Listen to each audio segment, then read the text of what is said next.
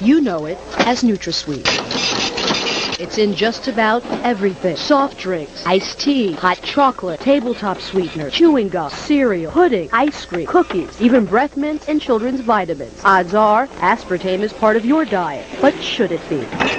It should be withdrawn from the market. Look at this. A summary of nearly 10,000 complaints filed with the Food and Drug Administration since 1980 by people just like Edith Johnson. I was horrified. I was panic-stricken. I was perspiring. I was scared to death on that night. Edith says she'll never forget it. Within a matter of moments, I went completely blind. I could not see anything.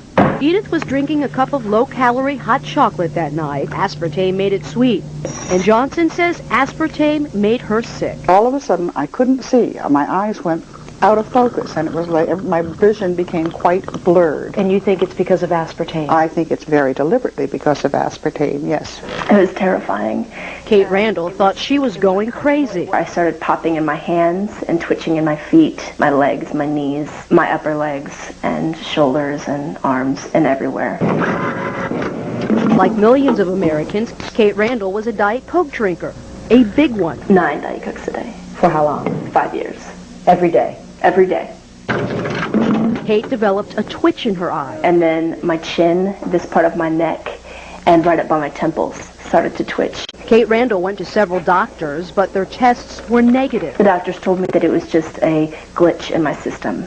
My first reaction was, well, it's a glitch in my system that I'm not willing to live with. And what that meant was that I was going to do my own research. So Kate went online searching for answers. And she says what she found left her with a bitter taste for NutraSweet. I absolutely believe that it was the breakdown of my health for 2 years. Kate Randall isn't the only one who believes NutraSweet is dangerous. Dozens of web pages warn against the ill effects of aspartame. One of them is supported by this man, Dr. H.J. Roberts, a private physician and author of several articles and books on aspartame. Somebody has got to put this out and say, be careful. Roberts calls aspartame an ignored epidemic. The internist says he's treated patients who suffered severe side effects from America's favorite artificial sweetener. The bottom line is that I have over 1,300 in my own database that people have had terrible reactions to products containing aspartame. Dr. Olney, do you think that aspartame should be on the market today? No. Why not? Because it hasn't been demonstrated to be safe. Dr. John Olney is a researcher at Washington University in St. Louis. I fed aspartame to infant mice and found that it produced the same kind of brain damage that monosodium glutamate causes. Dr. Olney started studying the effects of aspartame in 1970. He says he was alarmed when the rodents developed brain tumors. It indicates that if there's an adverse effect, a serious adverse effect in the animals, and if that adverse effect is absolutely proven in the animal research, then it should not be approved for human use.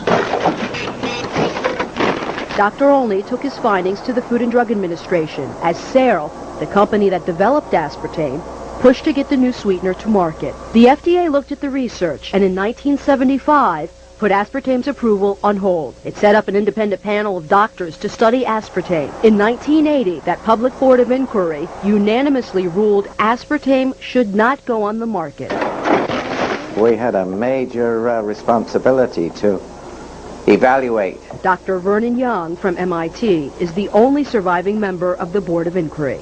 Our conclusion was that on the basis of the evidence presented at that time, we weren't able to assure ourselves of the safety of aspartame in that particular context, and that we advised the need for additional studies. They had some concerns about it and felt that there should be additional animal studies done before it was approved. Dr. Jerry Goyen was the FDA commissioner then. I looked at that, read it at the time, obviously, and said that, well, what we had to do next was set up an internal committee of people who had played no part in previous studies of aspartame.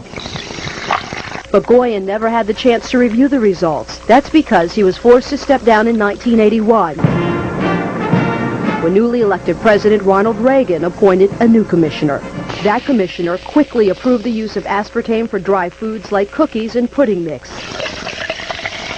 Just 2 years later, he okayed it for carbonated drinks.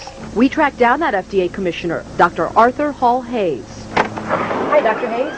Yes. My name's Aline Sardani with Fox 5 in Washington. Yes. Can we ask you a few questions about aspartame? FDA has all the information you need. Yes, but sir, you were the FDA commissioner when aspartame was approved. And so we'd like to ask you a few questions. No, I really have no comments. All the information is available to Food and Drug Administration. Sir, don't you think it's your responsibility as the FDA commissioner when aspartame was approved to answer some of our questions? Not now. I'm no longer commissioner of the FDA. Do you think the public was ever put at risk? Sir, was the public ever put at risk? Sir, do you think he put the public at risk, sir? Yes, I do. Senator Howard Metzenbaum has his own concerns. I can say that I was dissatisfied with the manner in which aspartame was approved. So Senator Metzenbaum requested a review of the FDA's approval process. I have a kind of recollection of it that sort of left a bad taste in my mouth. And it wasn't from aspartame.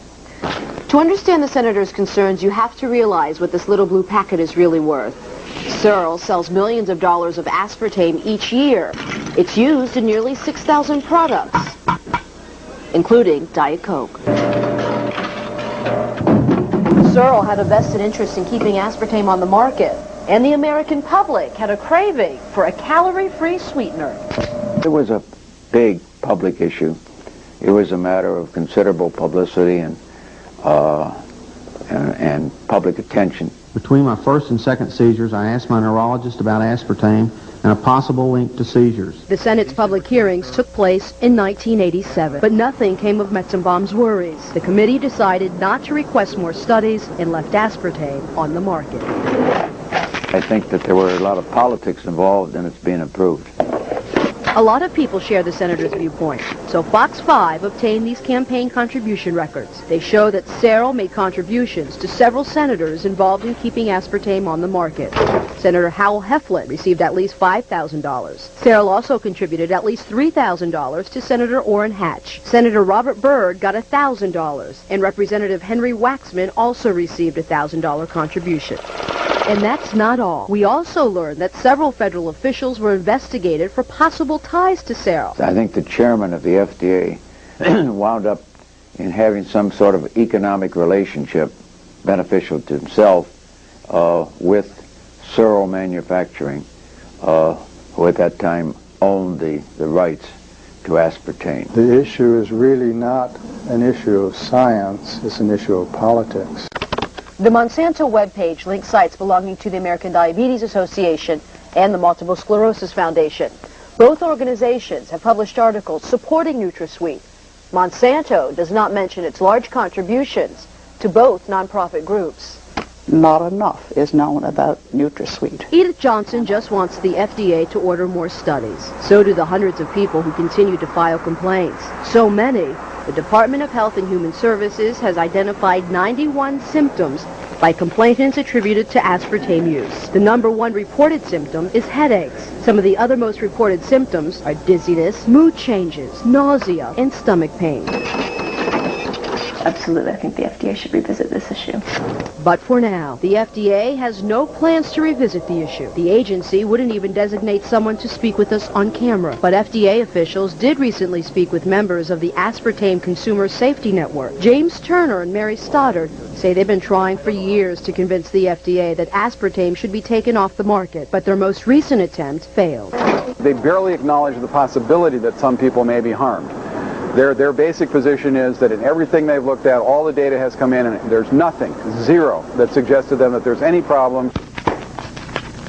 The Food and Drug Administration maintains aspartame is safe, but that's no comfort for Edith Johnson. You are talking with a very angry lady. I am furious today.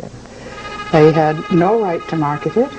My message to people is drink water. You don't need aspartame in your life.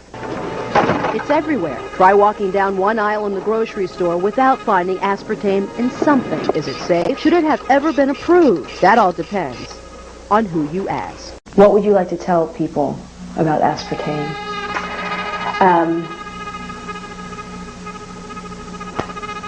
Avoid it.